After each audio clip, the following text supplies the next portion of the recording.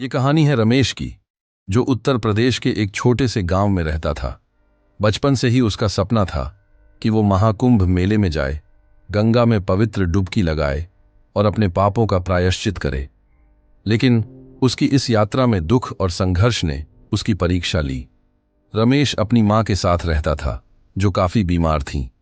गरीबी और मुश्किलों के बावजूद उसकी मां ने कहा, बेटा, महाकुंभ में जाना बहुत पुण्य का काम है। अगर तू वहां जाएगा तो मेरी आत्मा को शांति मिलेगी। मां की बात रमेश के दिल में बस गई और उसने जाने का फैसला किया। रमेश के पास ज्यादा कुछ नहीं था, थोड़े से पैसे, कुछ राशन और ढेर सारा विश्वास। उसने पैदल ही अपनी यात्रा शुरू की। रास्ता लंबा और कठिन था। कई रातें उसने खुले आसमान के नीचे बिताईं और जो थोड़ा बहुत मिला वही खाकर चला। कई दिनों की यात्रा के बाद रमेश आखिरकार महाकुंभ पहुंचा, लेकिन वहां की भीड़ और अफरा तफरी में उसका थैला और पैसे खो गए।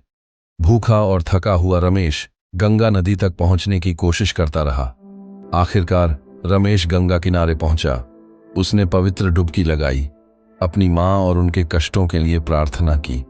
उस पल में उसे एक अजीब सी शांति महसूस हुई, जैसे उसकी मां का आशीर्वाद उसके साथ हो। रमेश अपने गांव लौट आया। उसके पास कुछ भी नहीं बचा था, लेकिन उसके दिल में एक संतोष था कि उसने अपनी मां की इच्छा पूरी की। महाकुंभ की यात्रा ने उसे विश्वास और आस्था का असली मतलब सिखा दिया। महाकुंभ सिर्फ एक मेला नहीं है, ये आस्था, विश्वास और त्याग की कहानी है, जैसे रमेश की।